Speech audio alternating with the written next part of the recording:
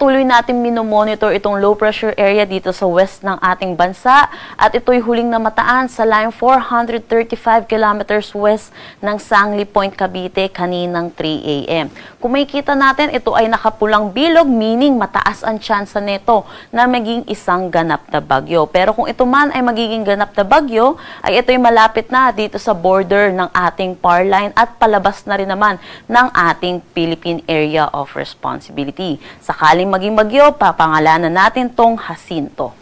Samantala, patuloy pa rin ang pag-iral ng southwest monsoon dito sa may southern Luzon, Visayas at Mindanao. Ilang bahagi po ng ating bansa ang makakaranas ng mga pag-ulan dulot nitong southwest monsoon, pati na rin ang yung trough or extension nitong low pressure area, lalo na dito sa ilang bahagi ng Luzon. Kaninang 5 a.m. ay naglabas tayo ng weather advisory hinggil sa magiging paulan na itong southwest monsoon or habagat natin. Inaasahan natin ngayong araw ang 50 to 100 millimeters of rain dito sa may Palawan, Occidental Mindoro at Antique. Gayon din bukas, inaasahan pa rin natin yung 50 to 100 millimeters of rain.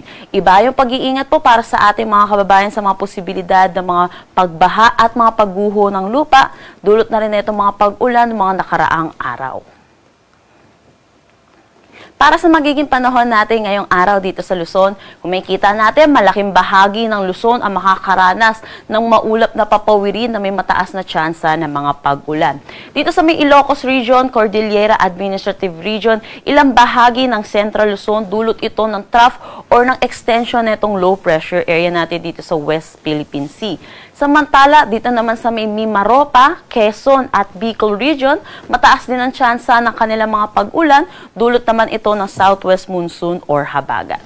Para sa Metro Manila, yung karatig lugar po natin at dito na rin sa ilang bahagi ng Cagayan Valley, makakaranas naman tayo ng bahagya hanggang sa maulap na papawirin pero may mataas pa rin na tsansa ng mga localized thunderstorm lalo na sa hapon at sa gabi. So iba yung pag-iingat para sa ating mga kababayan at magdala po ng mga pananggalang sa pag-ulan.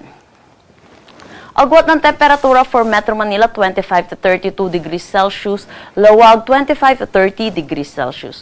For Baguio, asahan natin ang 16 to 22 degrees Celsius. Tuguegarao, 24 to 32 degrees Celsius. For Tagaytay, 22 to 29 degrees Celsius.